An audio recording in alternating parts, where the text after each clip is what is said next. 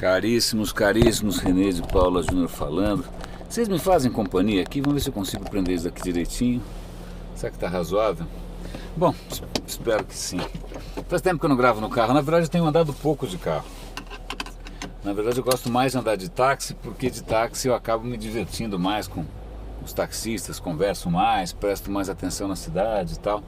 E talvez seja por causa disso que eu tenho publicado menos aqui ao volante. Então me façam companhia. Um pouco engraçado, né? Porque eu fiquei um tempão sem gravar nada. E aí de repente eu estou gravando aí praticamente um videocast por dia. Mas acho que tem a ver com um processo que eu chamei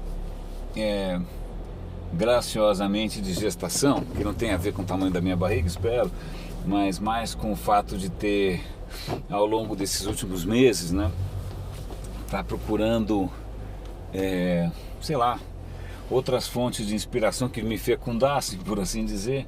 Então eu acho que agora as coisas estão mais ou menos se costurando e estou conseguindo articular melhor algumas coisas que me animam bastante, tá? Então eu vou olha que curioso, está prestes a sair, agora tem um almoço e aí eu falei, bom, dá tempo de assistir alguma coisinha. E tem um videocast que eu assino que chama, se eu não me engano, Smart History, que é na verdade um podcast sobre a história da arte, tá? E o cara estava mostrando ali, falou, olha, eu quero representar as transformações na história europeia, né, através de 3 pinturas. Eu falo, caraca, vamos assistir esse negócio então. E aí a segunda pintura que o cara me mostra lá, que os dois estão discutindo, é uma pintura do Monet, em que ele está pintando uma cena urbana, tá? E realmente assim, tá na cara que é bastante diferente da pintura tradicional, aquela coisa mais clássica, né? De você seguir vários cânones, de você seguir vários dogmas do que é correto, o que não é, a maneira certa de pintar. O cara tá pintando. Ele falou, olha, eu gostaria de estar esquecendo tudo, a maneira tradicional de ver as coisas, e se eu conseguisse formatar meu cérebro agora e abrisse os meus olhos, o que eu veria, né? E assim, é mais ou menos que nasce o impressionismo. Por que eu estou contando essa história? Porque acho que eu tenho falado nos últimos episódios aí sobre a ideia de futuro, até que ponto a gente está realmente pensando em futuro, que visão que a gente tem, que conceitos que a gente está baseando esse futuro, o que a gente considera bom, o que a gente não considera. E eu acho que eu deixei de colocar um ponto que para mim é importante, que são barreiras muito difíceis para a gente realmente pensar alguma coisa nova. Eu acho que essa história da pintura tem um pouco a ver, porque na verdade a maneira como eu, né, a gente vê o mundo, muita coisa a gente nem percebe mais, mas é uma coisa meio viciada. Você foi ensinado a ver o mundo de uma certa maneira, você foi ensinado a julgar o mundo de uma certa maneira. De que maneira que você foi ensinado? Não necessariamente na escola, podem ser, sei lá, coisas que você observa no comportamento da família, ou nas piadas, ou na própria linguagem, ou no humor da televisão. Quer dizer, uma série de coisas vão devagarinho formando aquilo que faz de mim um paulistano, que faz de um outro um carioca, que faz de um outro, sei lá, um soteropolitano, um gaúcho. São aquelas pequenas diferenças que vão construindo a nossa maneira de ver o mundo, tá?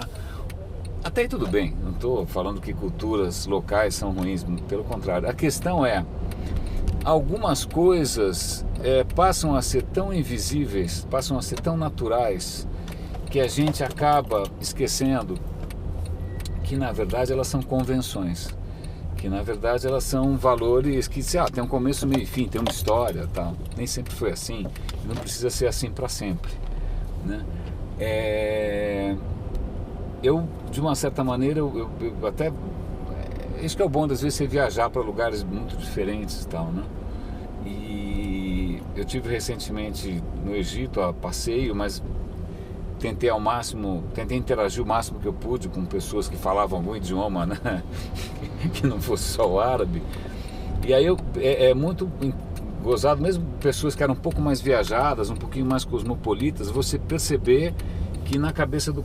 assim, tinha umas diferenças fundamentais com relação a tudo, né? Como é que o cara enxerga o papel da mulher, como é que esse cara define, por exemplo, o que é amor, são diferenças tão profundas e que tornam às vezes a compreensão muito difícil. Na cabeça do cara é assim, né? É assim. E aí é lógico que isso você volta para casa e começa a perceber se você... Eu também não sou prisioneiro de algumas desses vícios aí de formação que a gente tem. Por que eu estou contando isso? Porque na verdade, olha, isso é um vício de linguagem meu. Eu acho que um dos principais problemas que a gente tem por aqui, estou falando pela minha experiência, não estou dizendo que isso seja verdade absoluta, é que por alguma razão perversa, eu acho bem perverso, a gente aqui no Brasil é bastante treinado, muito treinado, um treinamento para não enxergar algumas coisas, para não ver, você não vê mais, você não vê mendigo na rua, você não vê, sei lá, corrupção, você não enxerga mais, isso passa batido, passa um monte de coisa, você já não enxerga mais, não é, parece que faz parte da paisagem, né? Eu tô olhando agora, aliás, a paisagem do meu bairro. Eu lembro que alguns anos atrás outdoors eram parte da paisagem, eu nem questionava mais, outdoor era que nem nuvem, né? Que nem, sei lá, montanha, tá? E até que um dia alguém falou, não, pensando bem, não. Porra, parecia impossível, mas os outdoors não estão mais aí e convenhamos, pelo menos aqui em São Paulo a vida melhorou bastante. Então, a gente foi treinado para deixar de ver uma série de coisas. Que coisas são essas? Por exemplo, uma coisa que me espanta um pouco é por que as melhores cabeças do país não pensam em carreira política?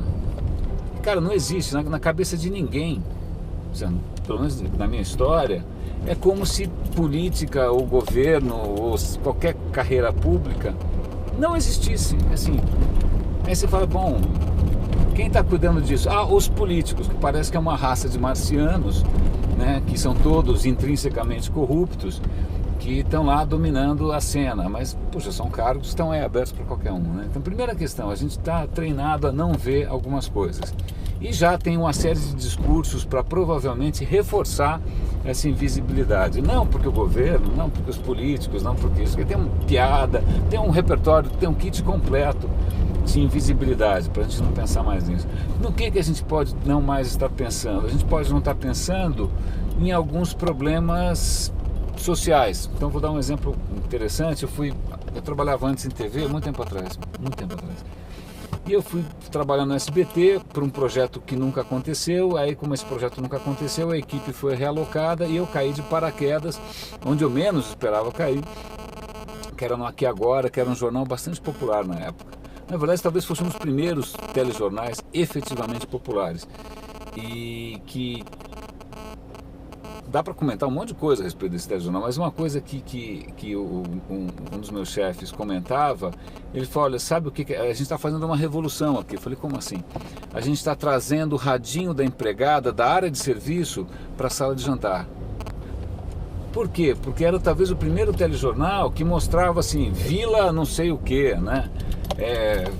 Aqueles bairros que normalmente não estão no radar. Né? A Globo mostrava sempre a mesma coisa, né? Os telejornais eram todos engomadinhos, né? Ninguém botava o pé na realidade, né? Ninguém mostrava periferia, ninguém mostrava, sei lá, um posto de saúde público na Casa do Chapéu, ninguém mostrava uma delegacia, uma rebelião num presídio, isso não existia. A gente foi treinado a não ver essas coisas, né? Não só a não ver, como julgar essas coisas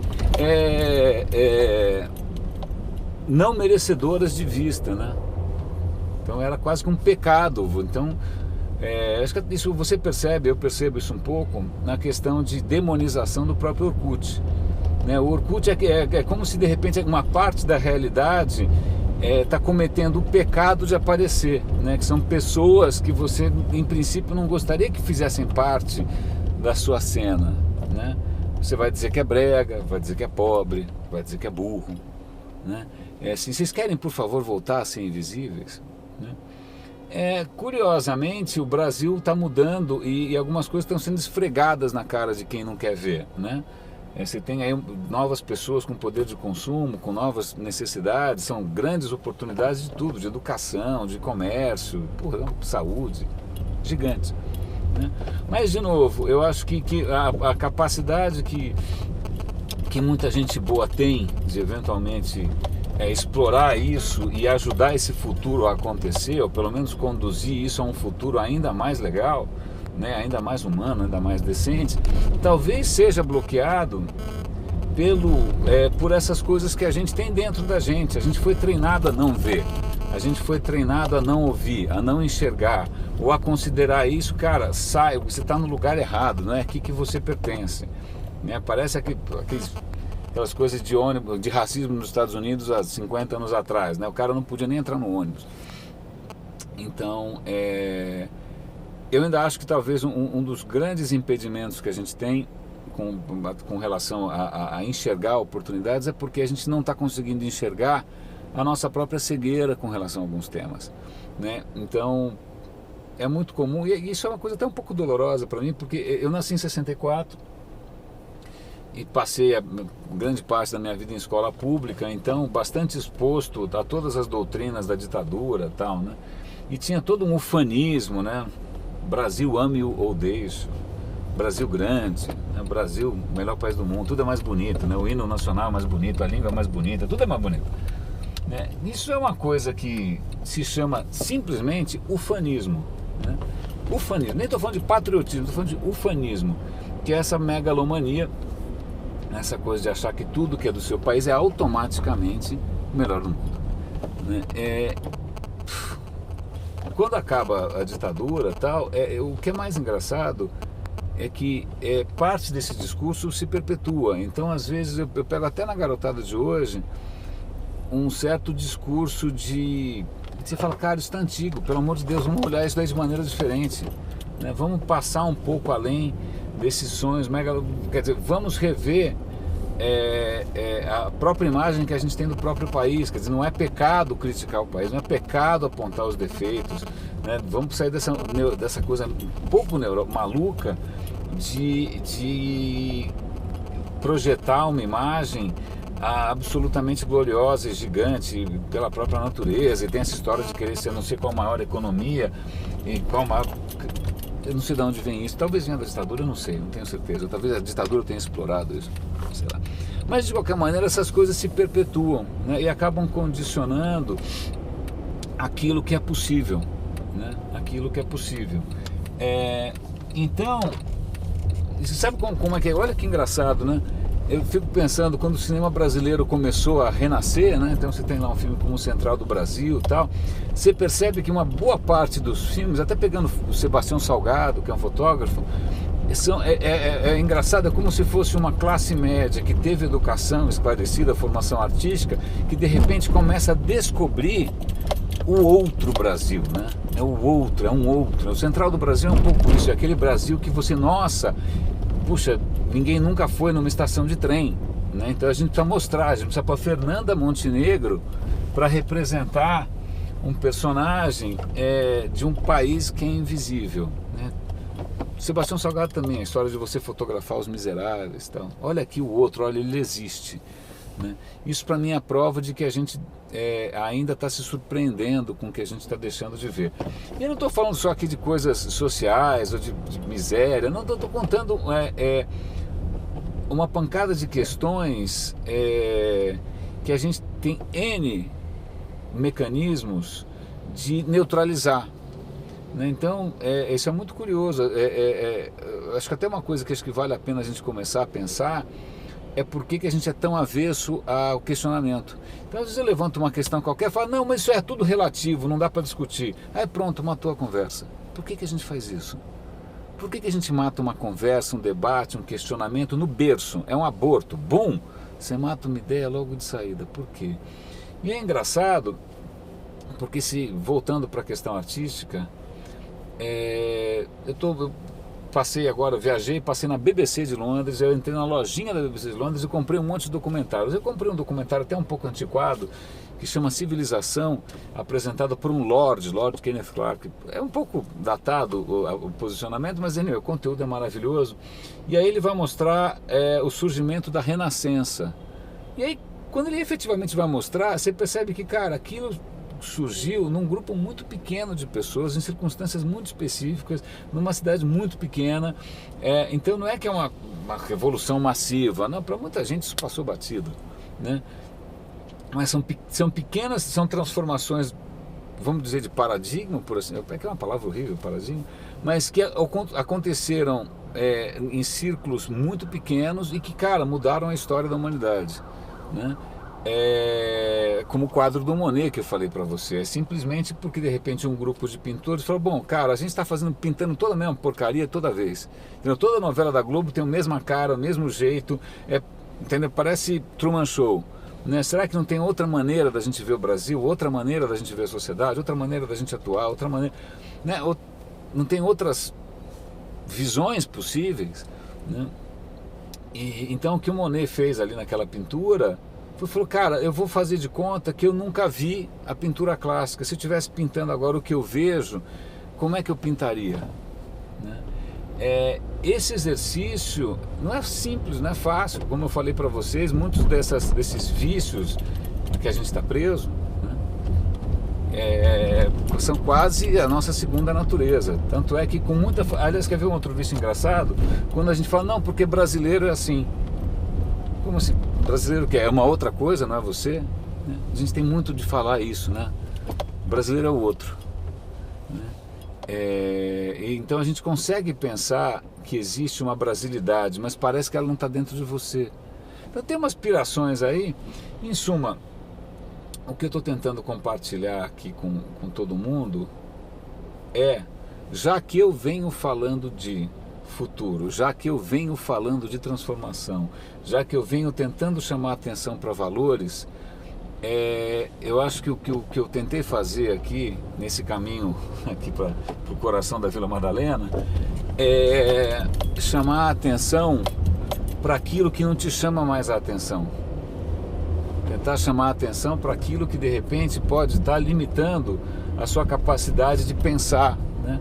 A sua capacidade de problematizar, né? E se você não consegue problematizar, você não consegue solucionar nada, né? Se você só consegue ver os mesmos problemas, você vai chegar talvez nas mesmas soluções. Sei lá, eu inventei uma frase de efeito ruim aqui, mas é um pouco esse alerta. Como é que a gente melhora isso?